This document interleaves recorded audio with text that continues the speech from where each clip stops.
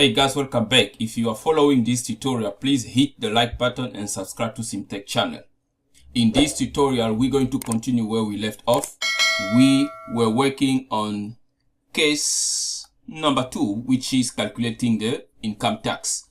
On the previous tutorial, we got to a point where we could display the gross salary by entering letter B. Then we have the gross salary.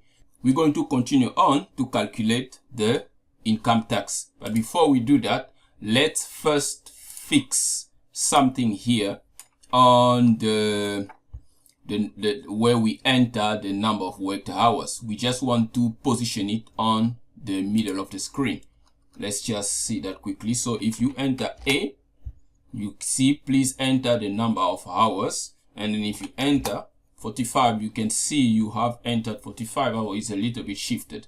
So in order to fix that, where is that? It is here. So we have to go, okay, we have to use the function go to xy, and then we need to pass the parameters. Now we can see please enter is on 10.8, so we're just going to say 10, and then we're going to say 9, so that it's going to be right under there. But we're going to just change this line, and we're gonna say hours work equal, just like that, and that will be better for us. And then the next thing we're going to do is when we are inquiring for the text, we also want to display the gross salary differently.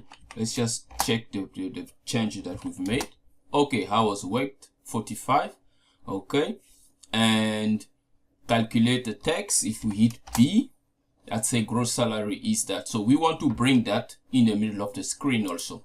So let's do that.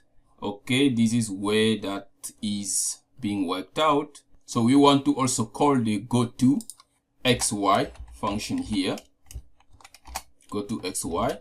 Then we put it in the middle of the screen.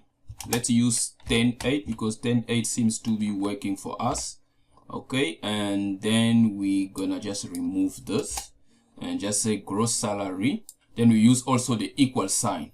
Okay, so the next thing we want to correct here is just to limit the number of 0 when you run this program. And if we enter B to calculate the text, we're seeing the gross salary is displaying quite a lot of 0 now. We want to limit that just to 20. And the trick here is just to add a dot 2. That means it's now going to be limited only to 2 decimal after the comma. Okay, so let's test that. B, so we got 10,000. Okay, now the next thing we want to do, we're going to just add another print statement here. And that's going to be printf. And we're going to say calculating total text to pay. Calculating total text to pay. And this we have to use also the go to. Let's just do that. Go to xy. Okay, and that we just going to be just below that, so we're gonna use number 9 as well. Okay, let's just test that. B. Okay, gross salary.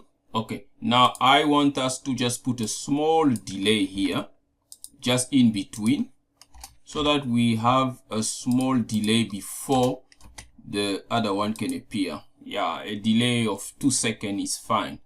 Let's check. Okay, something like that. Okay, so now the next thing we're going to now do is to calculate the taxes. Now in order to do that, we need to create a function that will calculate the tax for us. So we're going to go into our library here, right at the bottom here, and calculate and create the function. So because taxes are also supposed to be a big number, so we're going to use double also for that, and we're going to call the functions calc tax. And now this function here is also going to be requiring an input as a parameter, and the function is going to be taking the gross salary as the input. So that's going to be also a double, the input parameter for the function, and then we're going to call it gross as the parameter that the function is going to receive. So just as we did on the function that was calculating the gross salary, we also going to declare a variable that is going to hold the value of the tax. So we're going to make it double because we assume it's also going to be a big number. Then we're gonna say just total tax, okay? And then we're going to say total tax is equal to, so your tax is going to be the tax rate times your gross salary. Now, what is the tax rate? Did we define the tax rate already? Let's see in our header file. Okay, tax rate, there is tax rate. So let's just copy the tax rate and then come back here. So we're going to have the tax rate, and that must be multiplied times your gross. Now remember, your gross is going to be passed as a function parameter. We're going to return total tax, just like that. So this function is then going to calculate the total tax to pay. Now let's go and see how we can call this function into our main program here. So we've said that once a user selects tax, this is what we call in to calculate the gross salary, and after that we display and then we display this method that say calculating total tax to pay. Now the next thing to do here is we have to now call the function that is going to calculate the tax. So what we need to do, so just as we did here by declaring a variable that is going to hold the gross salary, we also need to declare a variable that is going to hold the total tax to pay. So we're going to declare it as a double because it's going to be a big number. We're going to call it tax, and then we're going to initialize it with 0. So after that we can just say tax is equal to, now we call the functions that is calculating the tax, that is here, calc tax. Then the parameter that we are passing into this function is the gross salary. So we're just going to pass gross salary into the function. Now we are going to get the value of the total tax to pay into this variable here. Now we need to display it on our screen. So we're going to use a go to function. This time we're going to go to the second line, one line below this line here. So that's going to be 1010. Then we're going to write another print statement here. Let's just copy to make it a bit fast. Okay. Then from here, what we're going to display is the value text. So we're going to say total tax equal percentage LF 0.2 for 2 decimal, LF because it's also a double, and then we're going to pass the value of the total tax, and that value we are getting it here from the variable that we've declared for text, and that is getting a return value from this function here that's calculating the total tax to pay. So we're gonna just enter text there. Now let's run this program and see what do we get. Okay, I'm just gonna enter B. It said gross salary calculating. Okay, it said total tax to pay is 00. There is something wrong here. What's going on here? Tax is a double. Everything seems to be fine here, but why are we getting 0? Let's just check again. Okay, let's start with A, 45. Okay, and then calculate the hours, the tax. Okay, gross salary, calculating tax, but your tax is still 0. What's going on here? Let's see. Oh, okay, we did not include the function prototype for the function that is calculating the number of tax. You see, it's very important to know how your program is flowing. So we need to create the function prototype for calculating the total tax to pay. So just like that, and let's run it again, and let's go straight B, calculating. You see, now you're paying 25% of the tax, and that is exactly what you get there. So we would like to put another delay somewhere here. somewhere here after calculating, just another delay just to give it a meaning that it's doing some work in the background. Okay, B, gross salary, calculating tax to pay, then the total tax is 2,500. So that part of the program is working. Now we need to move on into the next program, and that is going to be to calculate the UIF, the net, and display the result. Okay, let's see how we can implement that. Now to calculate the UIF, we need to know what's the rate for the UIF is, and then multiply it with our tax, because the UIF is calculated by multiplying the rate of the UIF times the total tax to pay. So we already know what's the value of the tax is going to be. Now we just need to get the UIF rate. So we're going to go into our header file here, and then we need to define the rate for the UIF.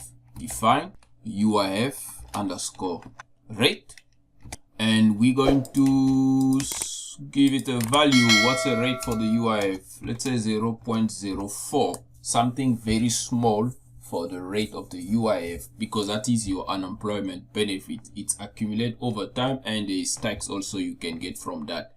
So yeah, that's a very small percentage. So we define our UIF rate as 0.04. Now we go back into our main functions, and we need to define a variable that is going to hold the UIF value. That's also going to be a double, because we are assuming also it's going to be a big number. So we make it a double, and we say UIF, and we initialize it with 0. Okay, and then we go into the UIF case here. Then we're going to say UIF is equal to, we need a function that's going to calculate the UIF. So we haven't defined that function yet. So let's just say calc UIF as the name of the function that is going to calculate the UIF. Then this function here needs to take a parameters. Can we guess what the parameters the function is going to take? It's going to take the tax as a parameter, because we know that your UIF is calculated based on the tax you pay. So now the only thing we have to do is to write this function to calculate the UIF. So we go into our library file, and then we write the functions to calculate the UIF. A double calc UIF, as we've already defined the functions. So now this function is going to take the value of your tax as a parameter. So we also pass it a double, and then we say tax. Then just as we've done with the other functions as well, we're going to declare a variable that's going to hold the UIF. So we say UIF. Okay, and then we say UIF is equal to your tax times UIF rate, like that. And then we return UIF. So our function is done. Now let's copy and then create a function prototype, so that we don't have the same problem that we got last time when we did not create our function prototype. Now we've got the function to calculate the UIF, and we are already calling this function here in our main program. But now let's run this. We're getting an error here on this line where we declare, when we're calling the functions, call UIF. What's the problem here? Let's see what the error is. We come on view logs and see what the error is. It says here undefined reference to call UIF. Call UIF. Okay. Calc. Oh, okay. The function name does not match, so it's calc UIF instead of just call UIF. Okay, let's run it again and see. This time around. Okay, now the function is running. Now if we hit C to calculate our UIF, you can see there is nothing. We're not getting anything on the screen because there is nothing to display. Now let's see if we try to display something based on the UIF. So first let's hit the go to XY function so that we know that we're going somewhere in the middle of the screen. So we say 10 and we say 8. Then we call the print statement, printf. then we say UIF is equal %.2 LF, and then we can pass the UIF value there. Now we can run it and see if we're going to get a UIF display on our screen. We hit C, UIF, we're getting a UIF is equal to 0. Now, we're not supposed to get a UIF equal to 0 because we know we are passing. You see the problem? Because we are moving directly from the options. Now, because we're getting 0 because the tax have not been calculated and the total hours, the gross salary have also not been calculated. So what we need to do is, since this option can be called independently because we have a hard-coded number of hours already, then what we need to do is, so every time each case is called, we need to recall all the other functions so that they can do the calculation for us. So what we have to do is to copy this function that calculating the gross salary for us. We're going to paste it there because it needs to run also, and then we're going to also get the function that calculates the tax because the tax depend on the gross salary. So when we run this function and then we get a result, then we run the tax also calculation, and then we pass the gross salary, and then only then that result we can pass it into this function to calculate the UIF. Now if we run this program, we're going to get a value for our UIF. So let's see, number C. You can see there we are paying 100 rent for the UIF. So it's working. Now let's just add the print statement just as we did here in the on the tax calculation so that we can get a proper screen display. So we are going to just add this line here that is calculating the UIF. So we say this line is at go to 10 and 9. So we're just going to paste it here. Okay, 10, 9. And then we're going to put a delay. Yes, we're going to put a delay. Okay, so let's grab this one, and that one must come after the delay, like that. Calculating total UIF, calculating total UIF. Okay, calculating total UIF. And after that we delay, and then we calculate the UIF, and then we display the UIF. Okay, now let's try that and see what we get on the screen. Okay, there's going to be a problem because we did not change here to 10. So let's see. Let's rather make this 8 and make this 9. Okay, so we go 6, calculating UIF. UIF is 100. Okay, so that's exactly what we want there, and that part is working. So we move on to the next one. So that is now going to calculate the net salary. The net salary is your gross salary minus all the deductions. So at this point, the only deduction we're working here is going to be the tax and your UIF. Other deductions that we're not considering in this program here, so only those two. So then to do that, in order to do that, we need to as always write a function that is going to process the net salary, and then we're going to call this function into our case here. So let's do that. So we go into our library, and now let's write a function to calculate the net salary. So it's also going to be a double because the value is expected to be big. So we say net salary as the name of the function. Now this function is going to take 3 parameters, and they're all going to be double. So the first parameter is going to be the gross salary, and the next parameter is also going to be the double, and this one is going to be tax. And the last parameter also a double, it's going to be your UIF. So these are all the parameters that the user need to pass to this function in order to get your net salary.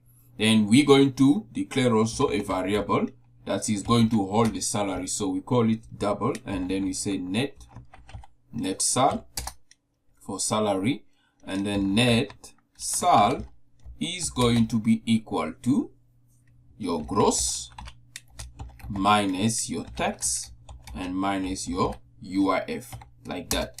Then we're going to return your net sal.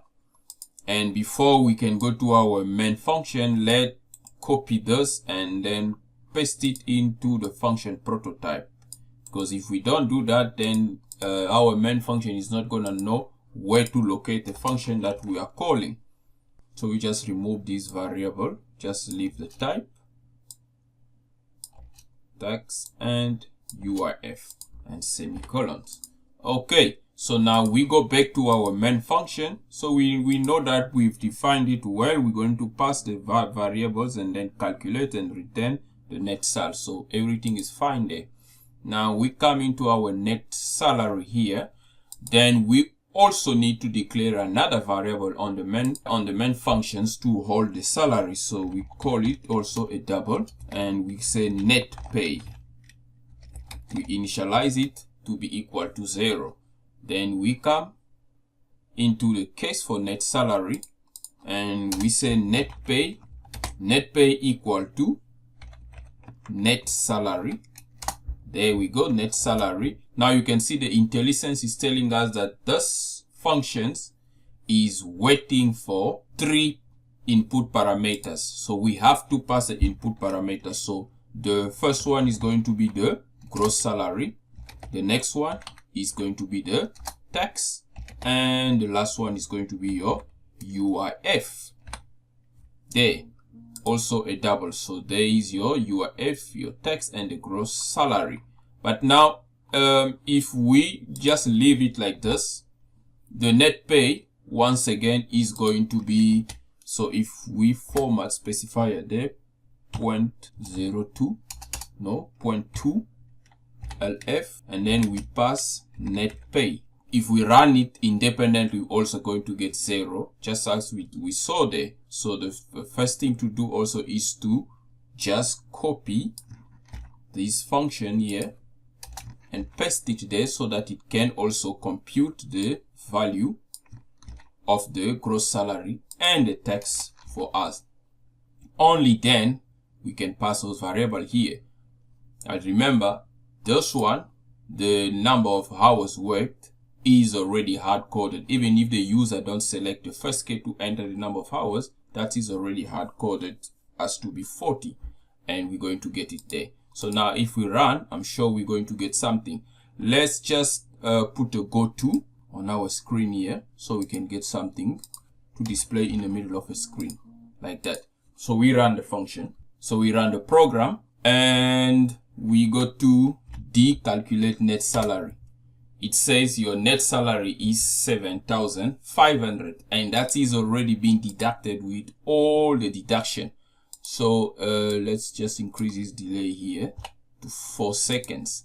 Okay, so we're going to add again just these for the display. Go to 10.9 on your screen and then calculating your net pay.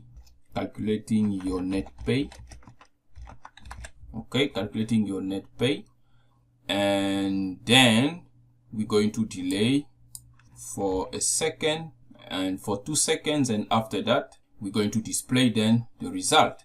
Now we're going to say net salary equal to the value. So let's run it again. We're going to enter D. Calculating net pay, net salary 7,500. So if we run from the first one A, and we say the guy was a BC, worked for 100 hours. We entered 100 hours worked, 100, and then we don't have to calculate the tax already. We just want to see the net pay because that function is going to do that for us anyway. and you say, you see, for 100 hours you got 18,000 of salary. So the program is working. Thank you for watching, guys. We're going to stop the tutorial here. In the next tutorial, we're going to deal with the display case, and we're going to handle the exit and the default in case the user have to enter something other than these cases up there. So stay tuned for the next tutorial to wrap up this tutorial. If you have learned something, please give it a thumbs up and don't forget to subscribe to my channel. That will be highly appreciated. Thank you. Cheers.